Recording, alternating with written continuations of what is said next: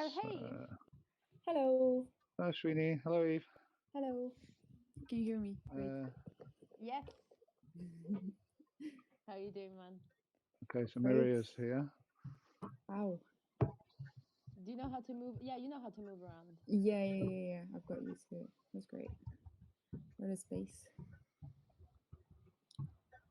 We're going to start pretty soon, I think. Yeah, I think Maria's started.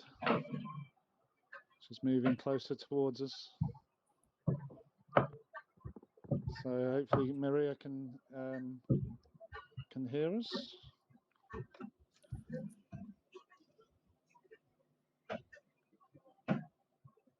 Go for it! Yay! Okay, we've got the. We'll go for it. Hey, so just orientate myself. Hello and welcome. Fantastic to be here, wherever we are, in cyberspace, in a room, in Frame VR. So basically, welcome everyone in the room, who are a sort of combination of Digital Maker Collective members and invited guests.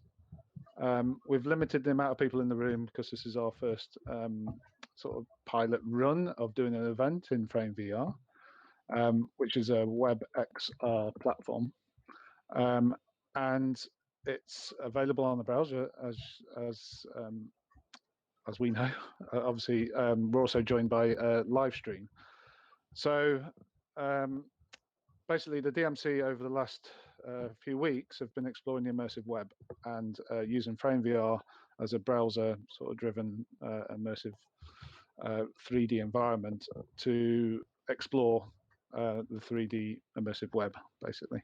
And we're looking to also look out beyond WebXR browser experiences into fully immersive VR experiences. That's one of the ambitions. So at the moment, we're all mostly joining via a desktop computer, the people that are in this room. So Maria is over here, who has kindly offered to live stream today as part of Ricebox Studio. So we thank you, Maria, for doing this for us today. And will be joining us in the room later on. So Christina, one of the members of DMC, will introduce Mathilde in a minute, who's going to do an amazing talk through of CYBORG and Identity and Avatars. But before we do, just to say to the people in the room that I think we're going to go for a sort of open mic feel, because we want to try and create a sense of presence in this space the best way we can. So Mathilde's kind of happy for us to sort of feedback during the talk. If there are any noises from the mics, then we might force mute you. So just unmute yourself if you want to interject at any point. And I think those who are listening on the live stream, but also in the room, you might hear the odd occasional noise. That's just people rejoining the space if they've, for some reason, crashed or whatever, and they need to refresh and come back in via the browser. Okay, so just quickly introduce myself, which I didn't do at the beginning. So my name is Chris Follows. I'm the Immersion Technologies Manager at Camberwell, Chelsea, Wimbledon, which is part of University Arts London. And this is one of the initiatives that we're embarking on at the moment to work with the Digital Maker Collective, who are made up of students and alumni and staff from the University Arts London. And it's an informal network of artists, designers, performers that voluntarily come together to explore emerging technologies, and we do lots of events and amazing meetups. And obviously, this way of engaging in the virtual space is kind of new to us, and we're really enjoying it. So with that, I will pass over to Christina, who will introduce Mathilde. Hello, I would wave now, but my hands are tied. I'm Christina, and I'm one of the founding members of the DMC. I graduated in 2017 from Chelsea College of Arts in Interior and Spatial Design. and today I'm an immersive experience designer. For our first immersive web series talk, I would like to introduce Mathilde Rougier, live from Paris. That's a good thing. We're all somewhere in Europe for now, but we're in London. She's in Paris, and she's joining us in this room. So she graduated from Central St. Martin's Women's Wear BA in 2020, so this year, and she's a multidisciplinary fashion designer working across the fields of generative design, modular textiles, augmented reality, virtual design, and upcycled materials. Her practice focuses on the body within a sustainable and digital context. She explores themes of digital deterioration, glitch, file corruption, and image generation. Mathilde's work is centered around on creating systemic change in the fashion industry in order to achieve a more circular model. And this talk is an introduction to the idea of the avatar through the lens of Haraway's concept of the cyborg. We're going to explore different aspects and characteristics of the identity construction of avatars and how they interact with the organic side of our identity. Over to you, Mathilde. Thank you, Christina. Thanks, Chris. Thank you, everyone, for joining. I hope you enjoy it. So I just want to start by saying that I'm by no means, an expert. This is mainly just a field that I'm really interested in, and I'm going to try and, share my interest with you guys on, Haraway's work and how that, how we can use her concepts to analyze avatar identity. I hope you can hear me well. And I'm just gonna Yes. jump. Yeah, all good. Thank you.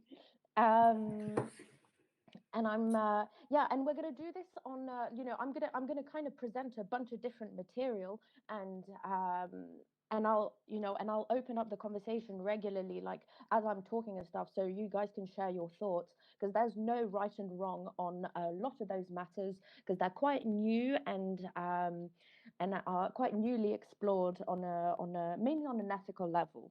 So there's still a lot of open questions. So I'd be really interested to hear all of your thoughts on those. So I'm gonna pull the laser out so you can see what I'm pointing to. Oh, I think I've entered somebody's body. Sorry. Okay. Okay. There we go. Can you all see the laser? Yeah. Yep. Okay. So I'm going to start just by introducing Haraway and the Cyborg Manifesto, because this is what I'm going to use to guide the rest of the talk, in a sense. Like, her ideas are the baseline. So the Cyborg Manifesto was written in 1984, and it's a feminist essay. Donna Haraway was a feminist thinker. And what's quite interesting is she was developing all of those ideas at a time where the platform that we're in right now didn't exist, and those immersive platforms weren't a thing, and they're extremely relevant to those platforms. And it's interesting to see how those ideas that have been developed a while ago are still very relevant and mainly materialized basically through this like immersive web environment.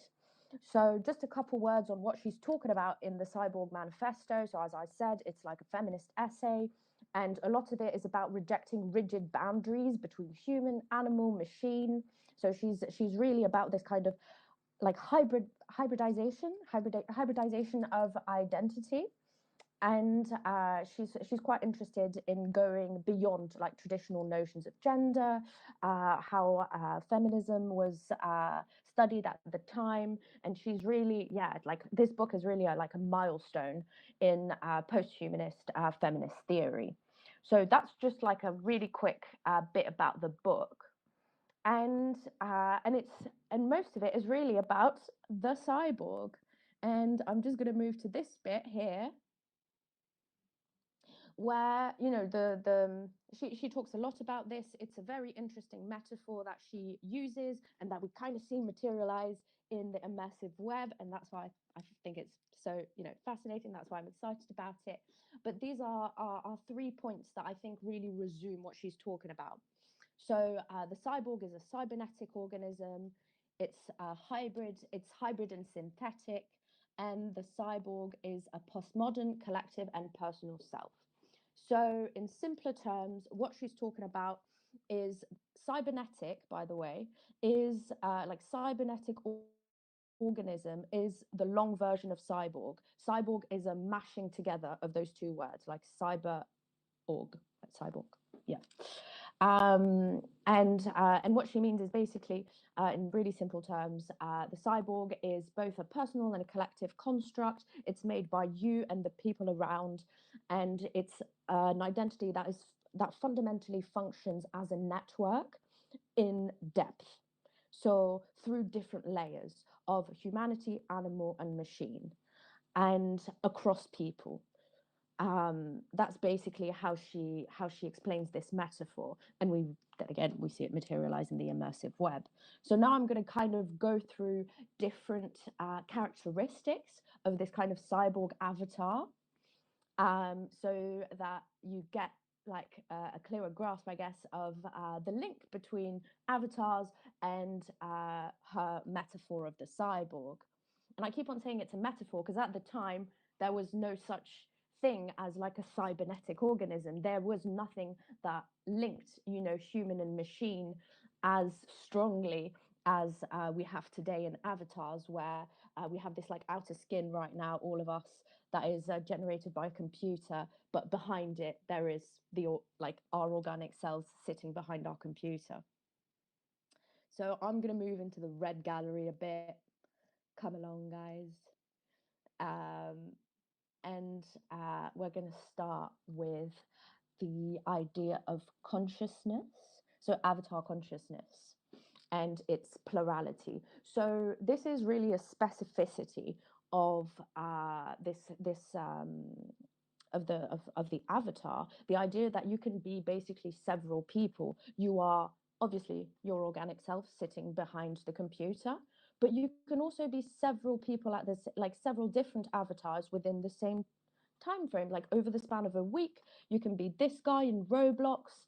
Roblox is an immersive platform. It's mainly used by kids and adolescents. You can chat in it. It's quite playful. You can also be this girl here, which is an avatar from Second Life. And a lot more realistic kind of representation of the human. More, there's more detail in there. And you can also be this character from LOL, which is more of it's like a multiplayer a multiplayer game, RPG. And you can be those several, like you can play a game of League of Legends, sorry, for a little bit, on Monday, later in the afternoon, prepare some virtual food in Second Life. Second Life is described as like a metaverse, but basically it's a bit like the Sims Online, where everybody can have an avatar. You can build a house. There's money in there that translates to real money as well. It's called Linden dollars. And you can also play Roblox. So this plurality of identity before the virtual space was pathologized. We called it, dissociative personality disorder and things like this. It was considered a bit weird or an illness. And it's been a lot more normalized in virtual space, that you can play several characters, you can be several people, and that's okay.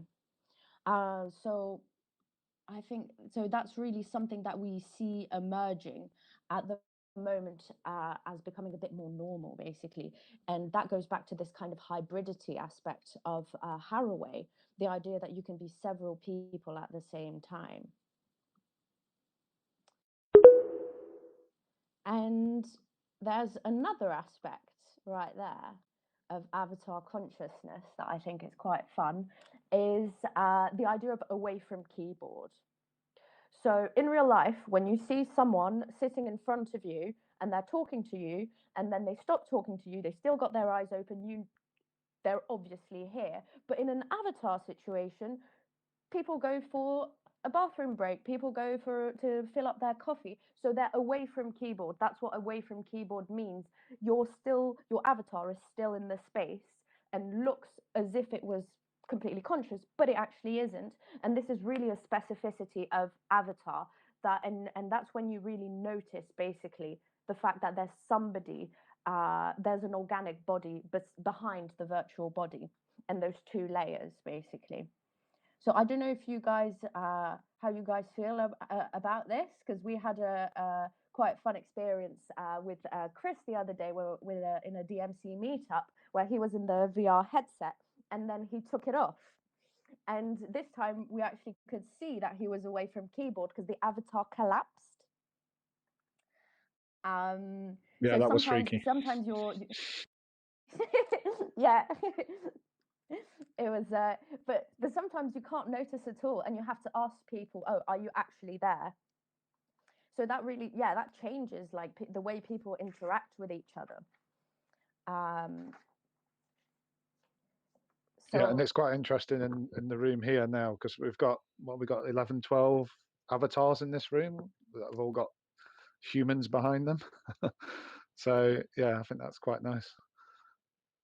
Yeah. So everyone say absolutely. hello, actually, just to get that humanness in the room. Hello. Hi, everyone. Hello. Hey. See, there's humans. There's Hello. humans. Hi there. Hey. Hey, guys.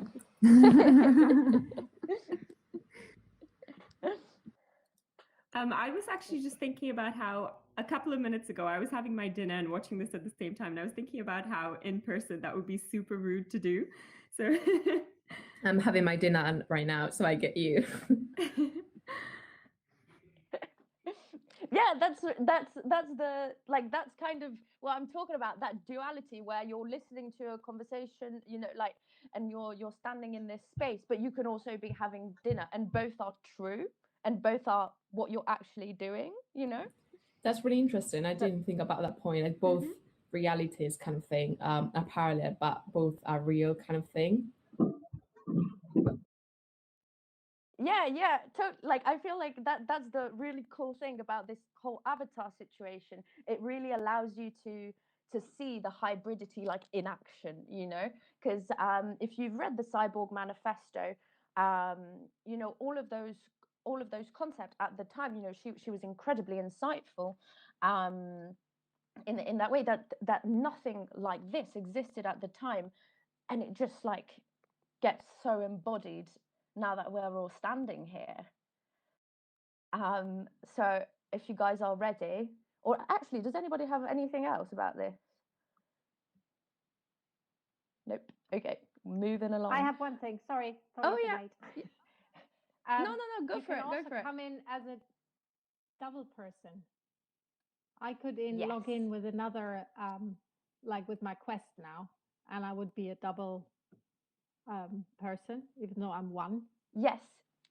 That's something. Yeah, that's definitely another part of this whole plurality thing.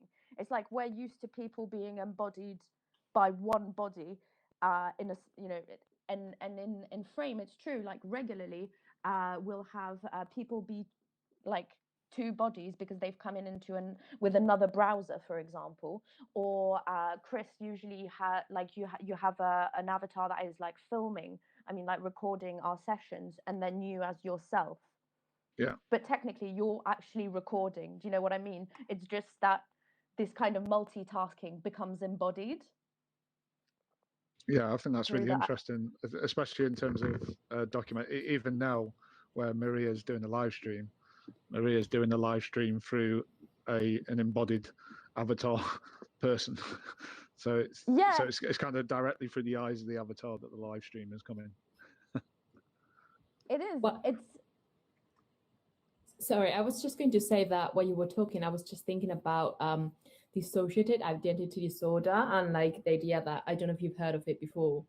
So it's kind of like a disorder that because of childhood trauma, like in the brain, you get like different personalities, and they kind of like take over from time to time from your body. Like it's like a a real thing.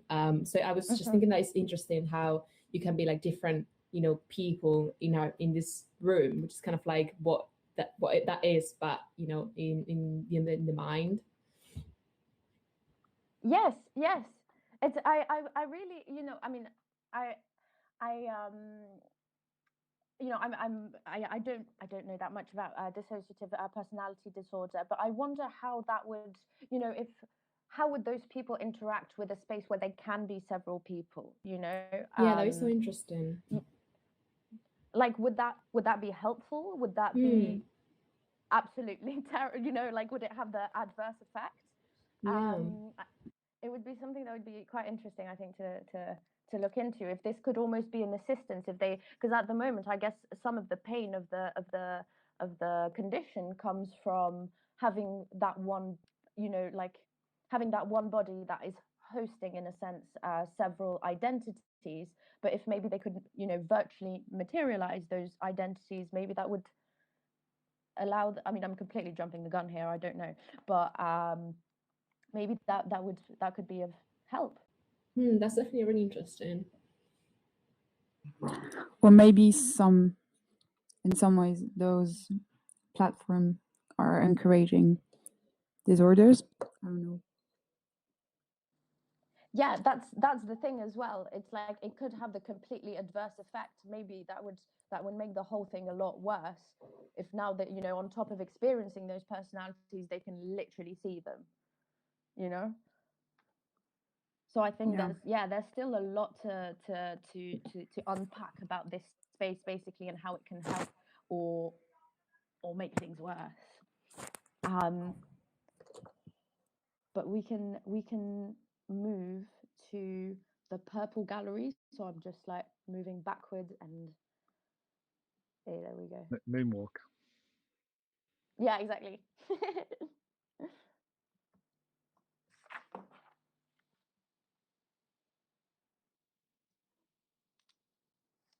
So I'm just gonna wait for all of you to like join the purple part of this. So as we've literally started to mention that, like, how does those different aspects of our identity interact, like the organic self, us behind the computer, and the avatar. And all right, sorry, I'm just pulling out the right bit of my little prep. Yeah. Okay. And that's really like the fact that there's those two levels to this identity. Like right now we are experiencing the real world and also this virtual world. This is really a property of the cybernetic organism. So the cybernetic organism, wait, I'm going to pull out the laser again. I think that might be better, so you know what I'm looking at. Okay, I'm looking over there. So the word cybernetic, so then again, cybernetic organism is the long version of cyborg. So the word cybernetic is a concept that has been developed by Norbert Weaver, in 1948. So old concept, and the definition, I'm just going to quote read it out, is the scientific study of control and communication in the animal and machine. So that's exactly what we're talking about when we're talking about us as organic beings and us as virtual beings, avatars. And there's a relationship between those two beings, and that's called bleed through. So the idea of bleed through was developed by Tom Berstolf. So he's an anthropologist, and I so recommend his work. He's done like this whole book about called Coming of Age in Second Life, where he analyzes the whole, the idea of a virtual identity, and he's an anthropologist. So he really applies this methodology of analyzing a culture and a society and trying to break down the systems that function within it to a virtual world. So in bleed through, you have two main ideas. So there's bleed over and bleed back, which are the opposite of each other. So bleed over is when the physical influences the digital, and bleed back is when the digital influences the physical. So I'm just going to illustrate that really quickly, just so you get a clear idea of what that actually means. So, for example, physical to digital is, for example, the tendency that most of us have to, when we create an avatar, most of us will pick an avatar of the same skin color and the same gender that we are in real life. So we're absolutely not forced to do that. We could go for whatever. We could even be a robot. But most of us will have this tendency, basically, of influencing our digital identity and imbuing it with our physical identity. And an idea of digital to physical would be people saying "lol" in real life. So "lol" is, purely a text. I mean, was developed as like it's a text message thing, because it's supposed to translate something that can't be really written out. It's laughter. It's not verbal, and so it was like it was like a written version of this, and people say this now in real life. So them typing out messages and having like all those conversations online, is influencing their real life. So yeah, these are just like a little illustration of that, so you get an idea of what I mean by bleed over and bleed back. That's really interesting. Yeah, it's like, because there's so many little influences of one on the other, one way and back. And there's this dude over there, this Stanford professor called Jeremy Belson, who really studies the psychology of avatars. And he's written a book, which I also recommend, called Infinite Reality, and then it has a subtitle, but I didn't note it down. But if you write his name into the great Google and write Infinite Reality, you'll definitely find it, where he does a bunch of experiments around bleed through. And one of them, so I'm just going to talk through a couple of them because I think I quite like them. One of them is A Stranger in the Mirror, where he's trying to see if your like you appearing as a specific wait, let me start again that sentence.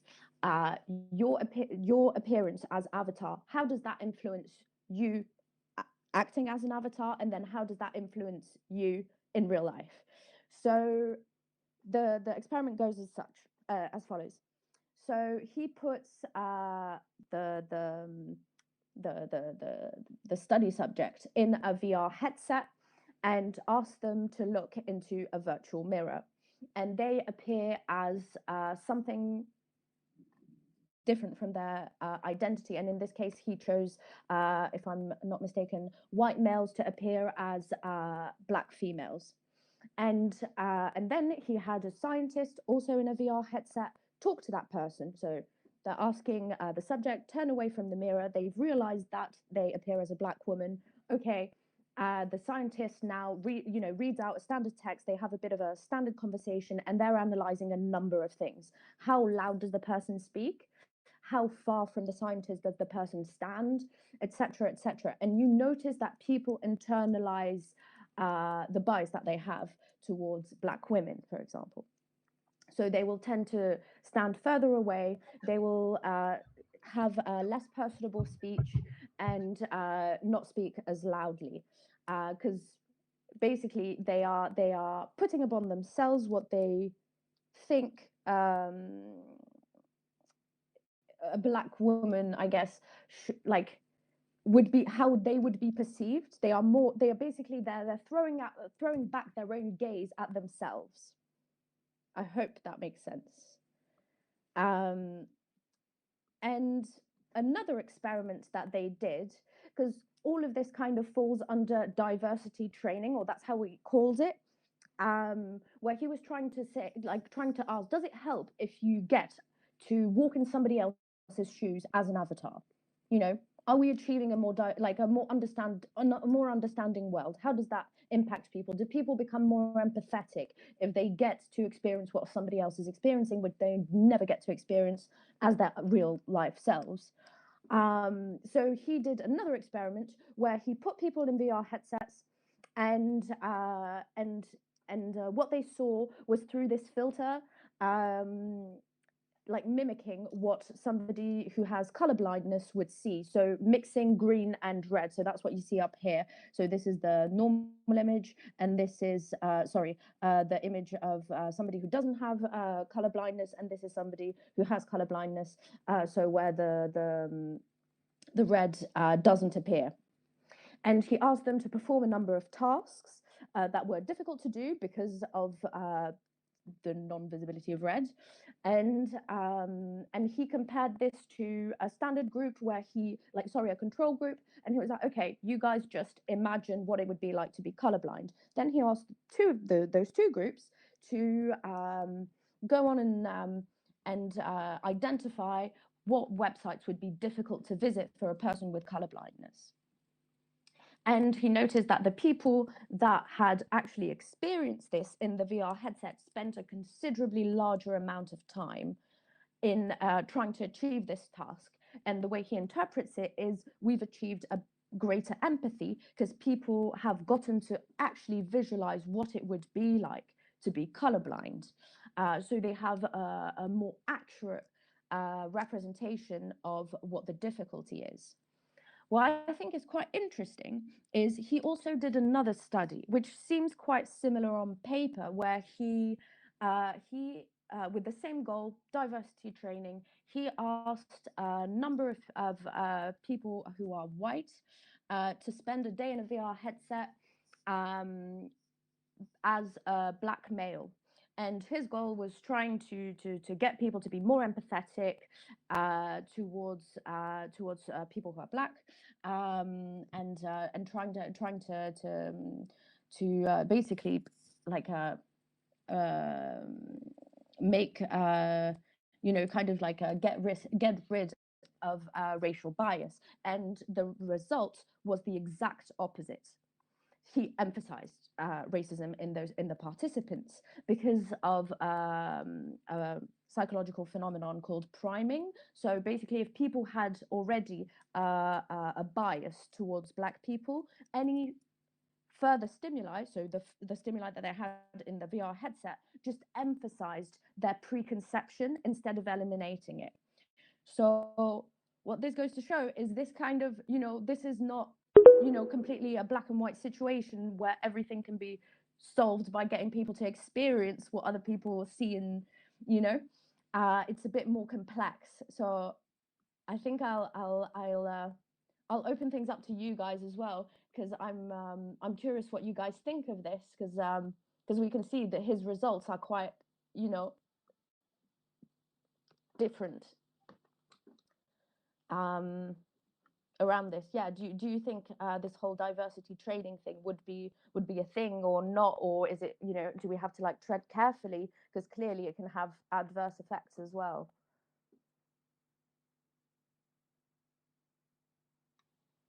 Did they then find out why that was the case? Why the racial bias was kind of increased, whereas the let's say the diversity training for the color blindness, that was helpful? Why was it the opposite? Yeah. Did they find out? Yeah, yeah, they did, because it's the priming thing. So if people had a stereotype of what a black male experience would be like, and it was a negative bias, this like further stimuli, so basically further experience of black males would like emphasize this, but people don't have, or maybe people don't have as much of a preconceived idea of colorblindness. So I think this phenomenon of priming didn't happen in that case, because it worked. He did another study as well with around, I guess, sustainability, where he told people like, okay, you using like the fluffy non-recyclable toilet paper is over your lifetime, if you use it throughout your lifetime, it's the equivalent of you sawing down to virgin trees, so really old trees basically. and against the control group, where he told them just the fact. There was a control group where he just told them that, and then there was the other group where he put them in a VR headset and made them saw down those trees. And then he tried to see, like, okay, what impact does that have on their use of paper? And people used paper considerably less if they had sawed down the tree.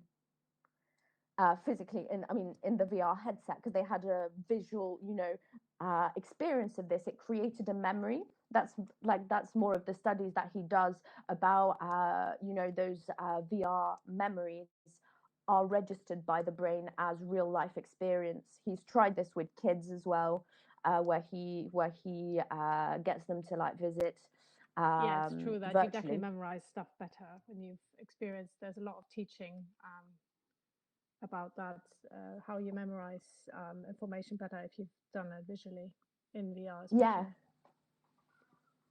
Yeah, because it can be a really good tool for education as well, isn't it? Like to help people memorize things. Yeah, I was at because they're registered. Sorry. No, go ahead. Yeah, no, I was at I can't remember. There was a talk and someone said something really clever about empathy and VR, and I can't remember what it was, but when he said it, it resonated with me.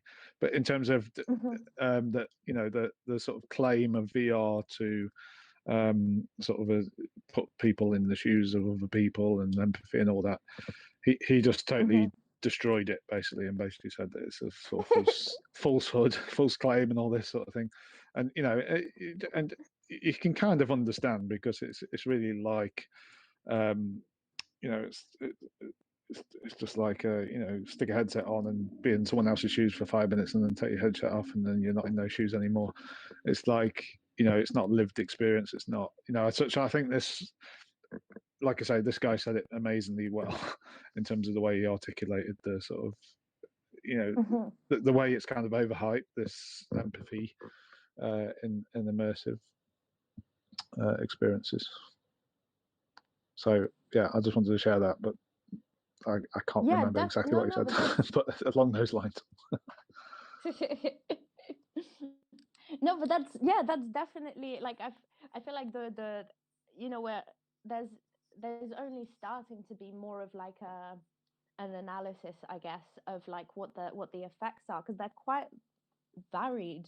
That's the thing. I feel like that, like, we've had like polar opinions on those things for a while, where it's like on one side it's like, oh, it's terrible and deceptive, and like people are just going to live like plugged into a computer, and it's I guess it's almost like the same conversation of like the impact of video games on people. If you're killing a bunch of people in a video game, does that make you violent? I feel like this debate comes up regularly on the political stage, and like his experiments kind of go to show that it's not a black and white issue, which I think is quite interesting, because you usually hear it like people that are like, no, zero effect, and people on the other side that are like, yes, all the effects. Sound that's gone? Oh, no, I can still hear Mathilde. I think it's your sound, Christine. Anyone else? Can everyone else hear? Let's have a big collective yay. Yes. Yay. Yay. Well, that's a unanimous, Christina, that you need to refresh your browser and come back in. Notorious sound issues with Christina. It's your new hat. Might be covering your ears. Okay, I think Maria's got sound as well. So yeah, this whole bit about bleed through is really about basically the interactions in depth of those layers of identity. Because before we were saying almost like in breadth, like your identity across those different avatars. Now we're seeing the depth of it, you as organic and you as avatar, and this this cybernetic essence that we have now. And now I want to kind of see like the relationship between avatar and social groups, because that's another part of identity construction, is how you interact with the others around you. So I'm going to pull back up the laser. Okay, there we go. Right, sorry. Okay, so avatar and social groups. So basically, so I mean, we can see this right now. You know, I'm in Paris right now. Some of you are in London, maybe other places. So we're not limited by space, because we're all meeting in a virtual space that is, you know, independent to some extent, because some places don't have access to certain virtual places because they're blocked in their countries. But it does eliminate a number of space issues. So the way you meet people is quite different. You also meet them with a face that they've completely chosen, with a look that they've completely chosen, or at least it's not the actual look. And there's this other anthropologist, oh my God, sorry, anthropologist from Caltech called Bonnie Nardi, who works in the cybernetics department, who has looked into this in relationship to League of Legends, that basically social groups form quite differently. So she joined a team in League of Legends, and she was explaining that in her team, you know, there was her, who was a university professor. There was a guy who was a plumber. There was this teenage boy. There was this other girl who was living in not in the US.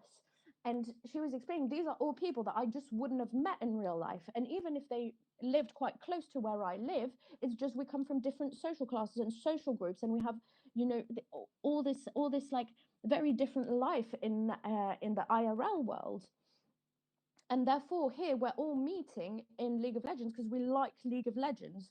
So we're meeting by affinity, which is something that Haraway develops in the Cyborg Manifesto, because she was quite against traditional identity politics, because she thought they were basically out of date. And she thought we should be constructing ideas and concepts and meeting by groups of affinity. And she thought it was a more relevant affinity than traditional notions of gender, race, etc. And that's where you really see like the post-humanist in her, and it really adapts to this idea of avatar. And you see that happen across those virtual platforms. So here, like this other image right there, is a meeting of furries in Second Life.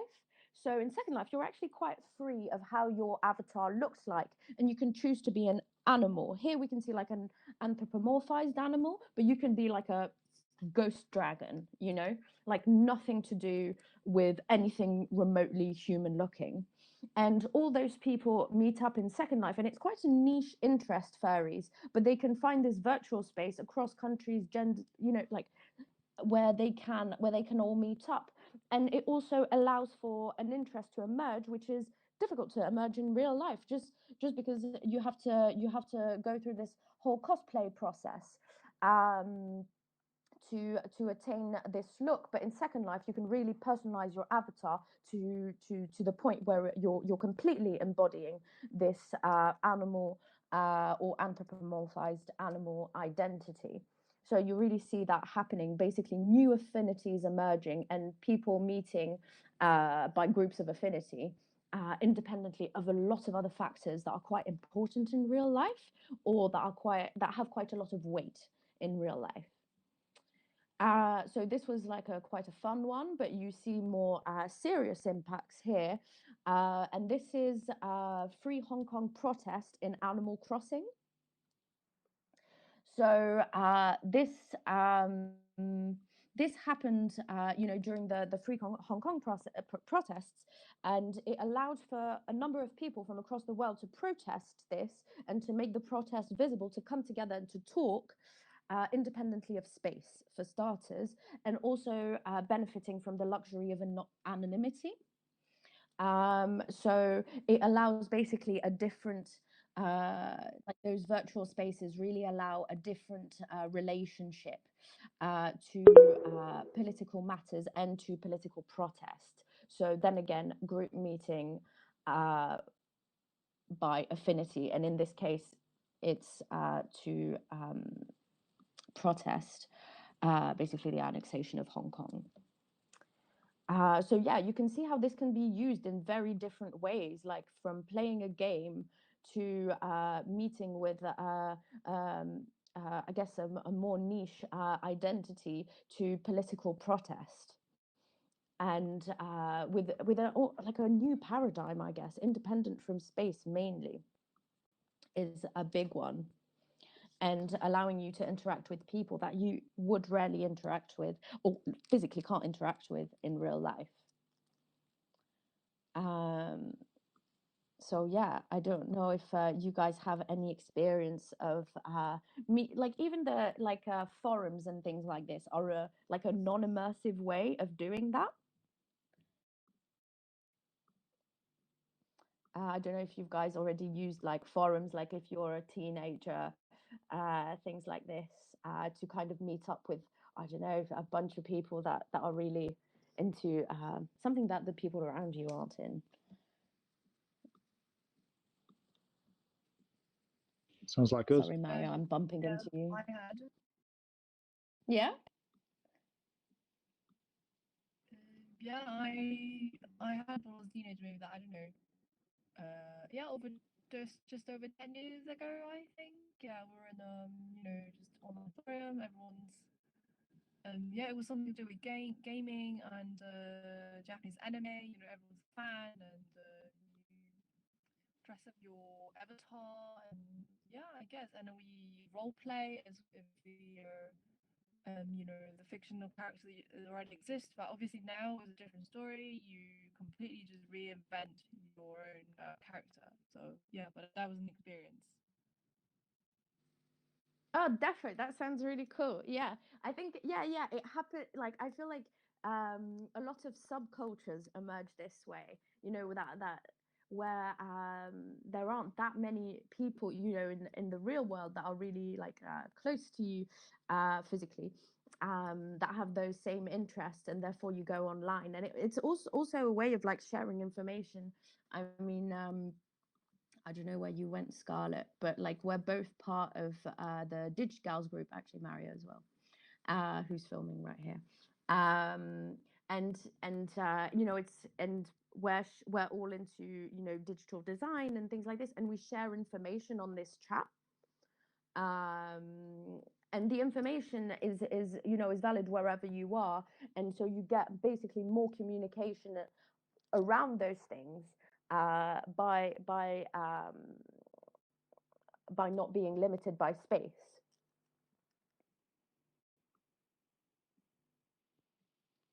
So I don't know if you guys have any other. Yeah, we did a collaboration with the University of Linz and the Ars Electronica I think they're also in Austria. And we created a gallery where we could meet and discuss art. We did that for the TED Exchange. That was, obviously, we would never have met those people otherwise, but we were actually collaborating on this project together in the same room, even though part of us were in London and the other part was spread all over Austria. Yeah, that's really like, I feel like that's the amazing like potential of this, in a sense, like to be able to get like new perspectives, for example, on the and to collaborate with people that have a whole like a whole bunch of different perspectives, because they come from a bunch of different places, and this wouldn't be possible otherwise than through those platforms. And I feel like the immersive aspect of those platforms, that's literally what we're doing right now. I think it's more interesting to meet in those spaces rather than on like a chat, because it makes things a bit more embodied. Like you really feel like the people are there rather than reading like lines of text. Yeah. I think one of the best immersive sort of learning experiences I had was sort of flying to Normandy with like 25 people in a VR experience in Engage VR, which was, it's like a sort of a real sort of educational experience, but it wasn't necessarily about a subject that I was really into. But I became into it because of the shared experience with the other people, and yeah, and I think it was So we were kind of there.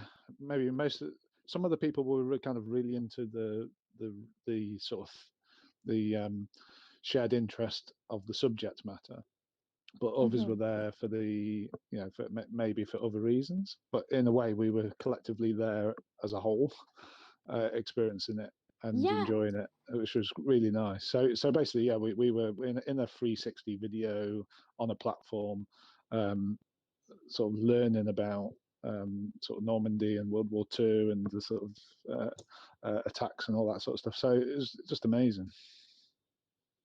Yeah, that's so interesting, because that makes me think of something, which is the aspect of like less commitment. Like I'd be more likely to open up a window on my computer from whilst I'm having dinner, and just like join something and just listen to it, versus like, and therefore it might make me discover something that I didn't know existed or didn't know I was interested in, rather than having to physically take the tube for an hour to get to an exhibition. And I'm not going to do that if I think if the exhibition doesn't really interest me.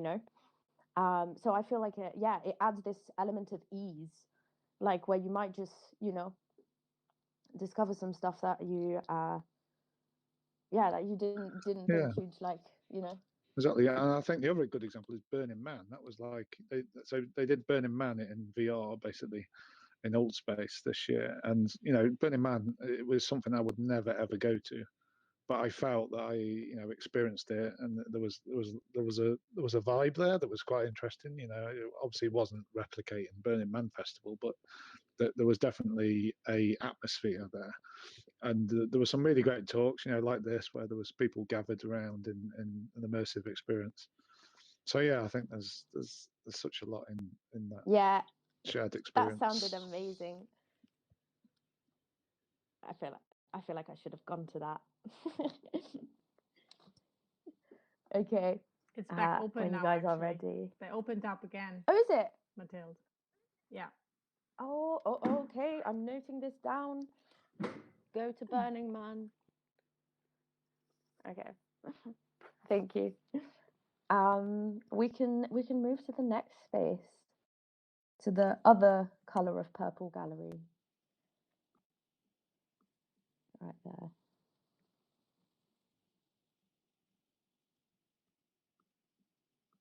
Okay.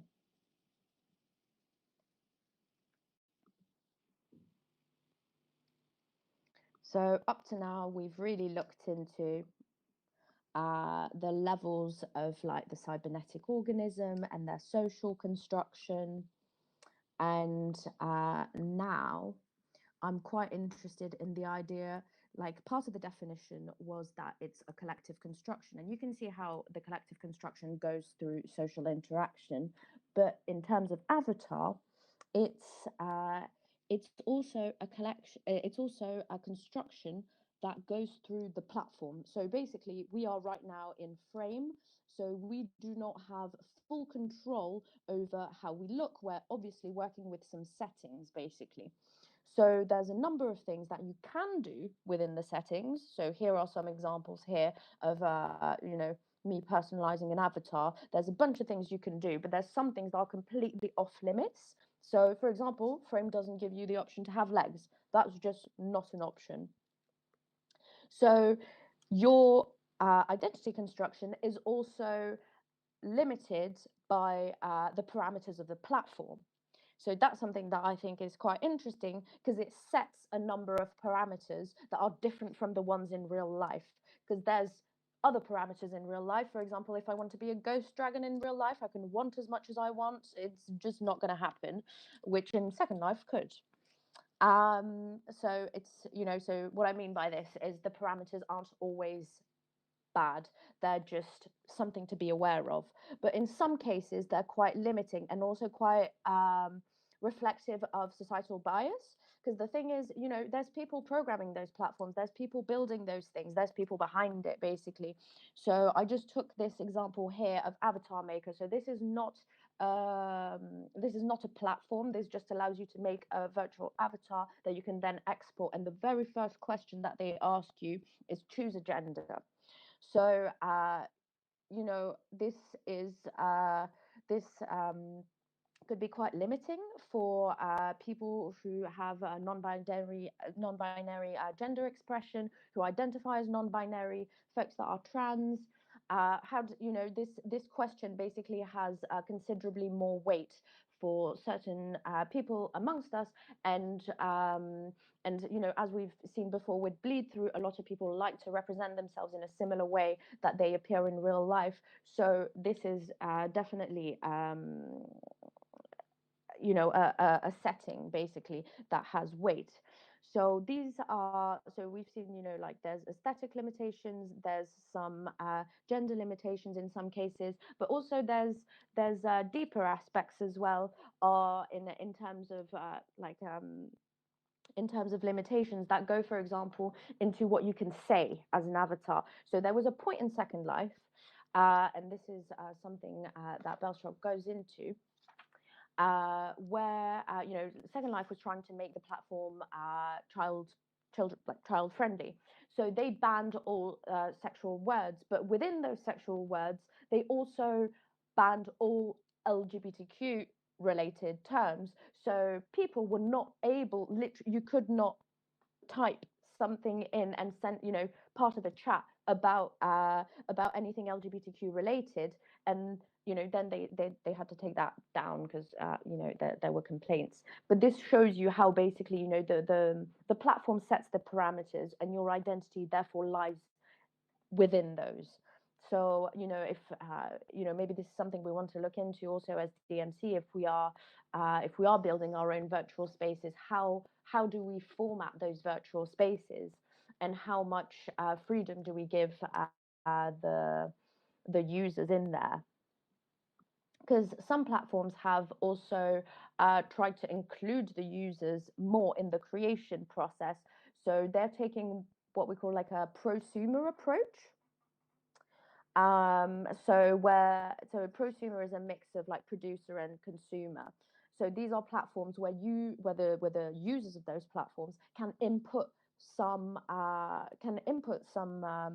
elements that people can use to personalize themselves. So like skins, for example. So this is the case in Fortnite and in Second Life, where you can design some dresses and sell them for Linden dollars, but Linden dollars translate into real dollars. So technically, you could have like a whole virtual fashion business in Second Life, and therefore you're allowing the people that are using the platform to create the world that they want to live in within, you know, within a certain extent. Because also most of those platforms are for profit. So that's also something that we might want to take in account, that most platforms are for profit, and therefore it really it orients the way they organize the platform. So, you know, as we've said, some of those previous limitations are due to people building the platform. So they represent also what people what like people's biases. But okay, moving around the room, there's also personal internalized societal norms. So when you build your own avatar, you are also internalizing a certain number of societal norms that we find in avatars. So you have a disproportionate amount of very good looking avatars and unrealistic body standards. So because obviously people want to be a version of themselves as avatar, and usually an idealized version. So same dude from Stanford, made a study. Jeremy Belson made a study about this because usually, like I think one of the I guess like a natural thing to think would be like, oh, that's bad. Now we're creating all those unrealistic body standards. But his study goes against that because he made a study basically putting people in a VR headset and looking at themselves in the mirror. And there was 3 groups: people who were put in a good-looking avatar body, people who were put in a bad-looking avatar body, and people who didn't go into the VR experiment. This is the control group. And so he stayed with 90 seconds in that. They all stayed, 90 seconds in the experiment, and got to interact with a scientist. And the idea was like, okay, how do people react to that scientist? How close do they stand? How confidently do they speak, etc., etc. And people that are put in a better looking avatar speak more confidently, speak louder, and they are more personable again. And so that's within avatar. And then when they took off the headset, they were asked to leave, and he got this other person to run up to them and to do to complete this questionnaire. So they were like, oh, okay, I'll give you $10 to just fill in my questionnaire. I need it for my thesis. Basically, you've got this list of people. Who do you think would date you? So basically, who's in your league? And the people who were put in a better looking avatar had the bleed through effect, where they were more confident. So they checked more people as saying that they would date them, and the people that were put in a bad looking avatar were less confident, and the people from the control group fell in the middle. So this bleed through effect affects also how aesthetically pleasing you look as an avatar. That does influence your organic self. And we also notice, so that's for that. We notice that those internalized kind of like beauty ideals apply beyond human avatars. So here you have a ram, and yet it's a super muscly ram, like a muscly version of a deer. So you can see that basically those things transcend human representation. Things become anthropomorphized and represent ideal body standards. Even in this case, where this person is half robotic, she still has very slim body, etc., etc., and traditionally considered attractive. So basically, everything is not solutioned by just making avatars that don't look human at all. Or maybe it could actually, if you're just like, I don't know, like a robotic cat, like no anthropomorphizing. Maybe that's the way to go. I don't know. We can chat about that. And the other aspect that I want to touch upon in this internalizing societal beauty standards is avatars are pixel perfect. It's very rare for there to be in settings to have stretch marks or spots, just because these are things that people don't ask for very much. Also, they're small details. So you can imagine that if we only have in frame a few choices of shirts, a few choices of haircuts, the possibility of having stretch marks or some spots or is just not going to be in those settings. So that's another aspect of avatars, where they do not have small imperfections. And it's quite interesting to see how this affects people in real life. So I don't know what you guys think about this, because I think those things can go both ways. Because I think it's been looked into a bit more on the impact of like augmented reality, like people going into plastic surgery, to plastic surgeons, and being like, oh, I want to look in real life how I look in this filter. But I've here definitely it's heard. like this. Sorry. Yeah. I've definitely go heard for it. about this thing about like how augmented reality is affecting like, especially like teenagers who like Snapchat or uses like filters in Snapchat or Instagram or whatever, and then they want to look like that, and yeah, going to surgery and stuff. But I think it definitely probably affects more in augmented reality than in something like an avatar, because sometimes kind of you're aware it's not going to look like you, and well, it might kind of look like you, but it's not kind of like the only thing. But yeah, I don't think for me, for example, like I think it might be an issue in terms of like if you are trying to choose like your body type of your skin and you can't find it, like more like that kind of thing instead of like small details like stretch mark and that kind of stuff. Yeah. I agree, because I think it's like with AR, things are like you see a very similar version of yourself that is only slightly modified, because I don't think people are going into plastic surgeons with like the I don't know, with like a blue face filter. Do you know what I mean? Like they're going in with those beauty face filters. Exactly, things yeah. that make your eyes slightly bigger, your skin super smooth, your nose a little bit smaller. Do you know what I mean? Like those Yeah, things. basically like you but without imperfections kind of thing. Yeah. So maybe, that's what I'm thinking as well, is maybe those avatars are divided enough from like how we look organically for us not to associate too strongly with them, I guess. Or like we Yeah. want our organic selves to like match it. That makes sense. But there are definitely like there's definitely some work being done at the moment about making hyper realistic avatars, things that track your whole body. At the moment, the tech is pretty invasive to manage to do that.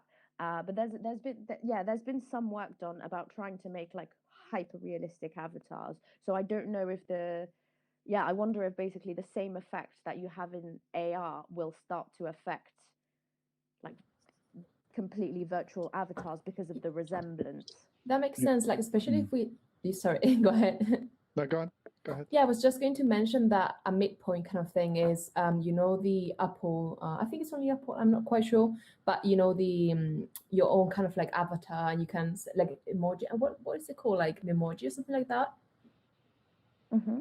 I guess that's kind of like a midpoint in terms of like it's kind of meant to look like you, and sometimes you're like, oh, it looks even better than me, so I think that might be one of the effects. Chris, Yeah, I think there's a bit of a trend in VR avatars at the moment. Well, not a trend, but it's in a couple of applications where you can basically submit a sort of picture of your face, and then that's kind of morphed on to a sort of avatar. So you have a quite realistic looking avatar, that looks slightly odd, to say the least. But it is a bit uncanny valley, bit sort of disconcerting when you're having conversation, especially if someone's hasn't done it very well. But like me, so. But the other thing in terms of so you've kind of got a face that looks like you, but you can then choose a body that's like really slim or something. It's like, and then so I think I think there is, but also what the point I wanted to make in terms of being in VR is I think the experiencing an avatar in VR is a lot different from experiencing an avatar on the 2D screen. And I think again that's something that's quite interesting at the moment in terms of eye contact and stuff like that. And gestures, like you were saying, sort of body tracking, gesture is really important as well, which we're missing at the moment. Obviously, I could jump in VR and sort of have my hands, and I think that adds another dimension. But when I do jump in VR into this sort of space, again, which I want to do, because you actually feel physically that you're in that space, and the relationship suddenly changes. So if I was to jump in VR now, my relationship with everyone in this room would feel different. My it's just quite amazing. I guess it because maybe changes from, kind of like your mind thinking this is only like a game you're playing, or for, because you're surrounded by it, then you realize it's more than that. It's not just like, playing Sims or something. I think it's a distance really between you and the screen. So when you're inside the experience, there's no distance. And that's why you feel like more. That's a good point. Another thing I found quite interesting when I came into Frame VR was that everyone is the same height as well, because in real life I'm used to kind of being the shortest person in the room. And so I was kind of thinking about like, how does this affect me? I'm the same height as everyone. And so I mean, I don't know, I guess it does make me feel a little bit different. It feels like everyone is, I guess in my head it kind of feels like everyone's the same age, which I usually feel like I'm kind of the youngest and the shortest. And yeah, here I feel like I'm the same age as everyone else. So this is so interesting that you bring this up, because there's another study by Jeremy Belson, he's made so many, where he does this test about height on avatars, where basically like he puts people in the VR headset and talk to a scientist that is all 10 centimeters taller than them or 10 centimeters shorter than them. And this is completely virtual, independent from their actual height. And they try and gauge how people react to this. And you've got that same phenomenon as with attractiveness and things like this, where people tend to act more confident if they're taller as an avatar. And then again, it translates into real life, like their confidence. Oh, wow. So yeah, that's really interesting. So kind of like how psychology also like it's part of like VR or like avatars as well. Yeah, it's so like this dude like made so many of those studies, and it's kind of crazy to see how much those things actually do affect us. Yeah, I'm with you on that as well, Ashwini, on the being the same height as everybody else, because I'm quite short in real life as well. And same with the age thing, it's kind of nice that we're just kind of like abstract. I kind of like the abstract avatars that we have in Frame for that purpose. Yeah, I was actually wondering the other day, I was like, how old do you think these people are?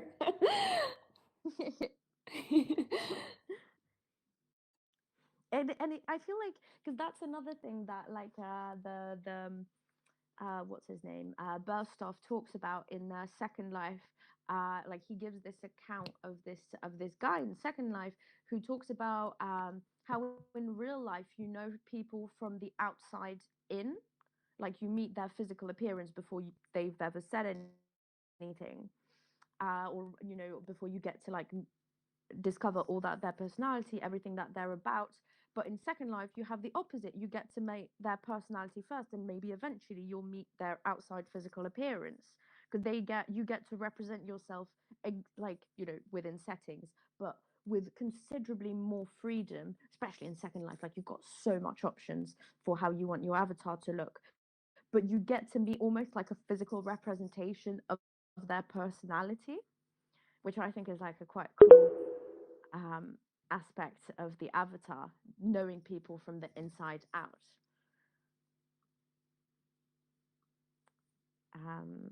But yeah, I think I've kind of gone around, so we're going to go back to the front bit, and I'm just going to wrap it up and just kind of resume everything that we've talked about.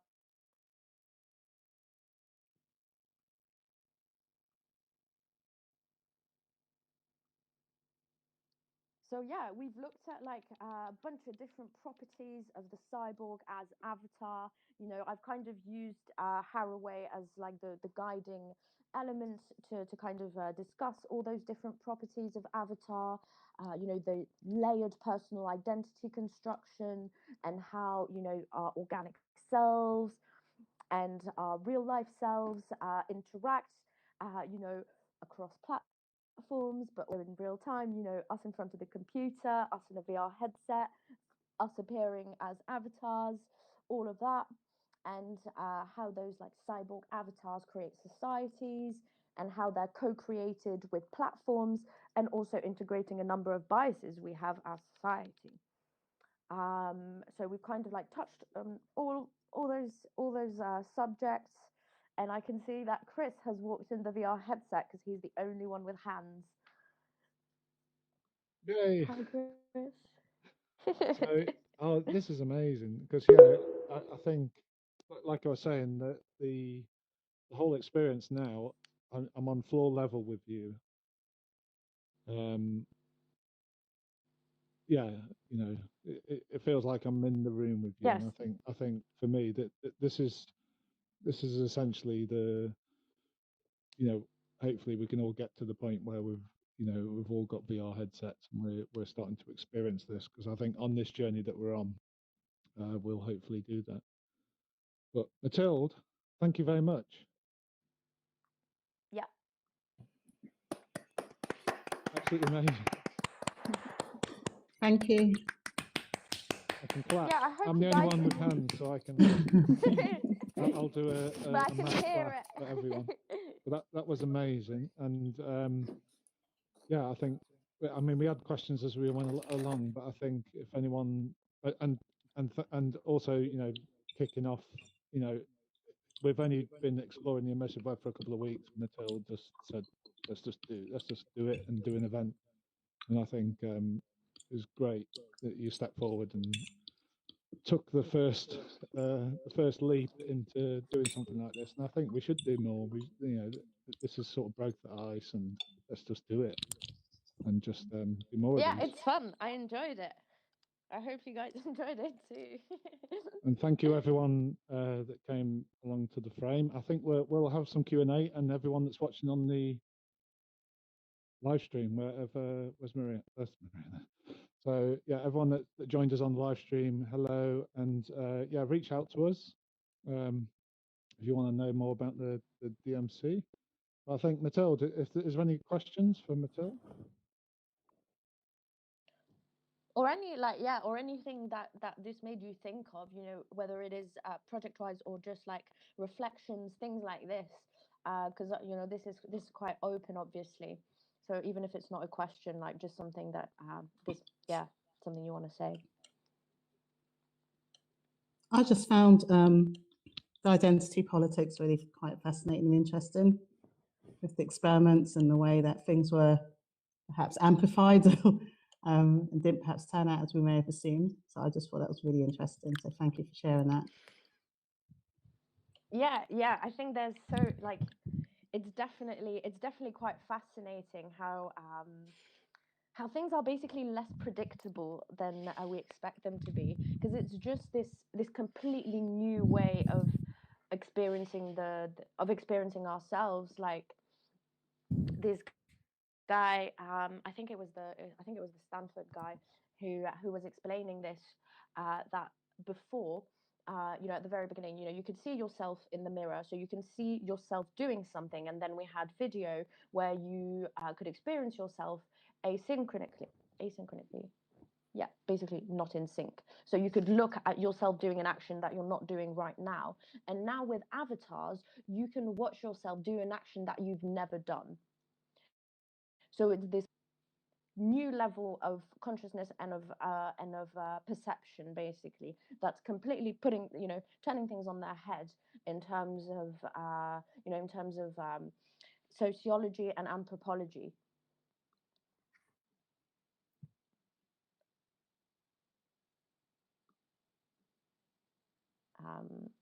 Yeah, I don't know if anybody else wants to have a team photo. What's the?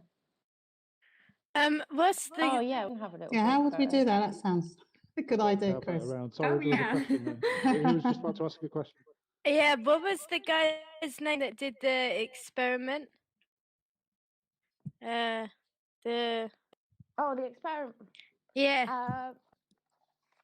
The guy from Stanford is. Was it Jeremy Belson? Belson? Yeah. Cool. Jeremy Belson. Yeah. Cool. Thank you. I'm saying his name a bit wrong, I think.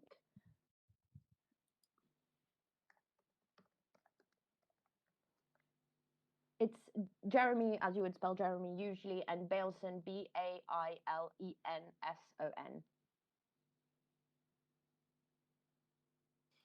Would it be right to Yeah. put his name in the group chat? Yeah, I will. Cool, thank you.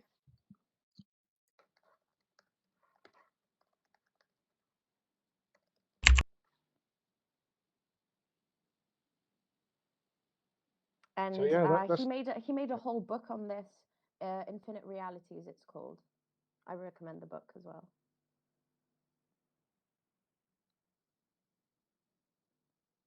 okay. Shall we have a team photo? I think Maria, what I can superimpose let's you do it. into the photo because poor old Maria's been working hard on the streaming. Yeah, big thank you, Maria, because I don't think I made it very easy for you because I kept on crashing into you. I'm really sorry. I hope that doesn't look too weird. Yeah, actually, that's a big round of applause for Maria doing the live streaming. There you go. And another shout out to Ricebox Studio. They're amazing. Yes. Check them out. Thanks, Ricebox.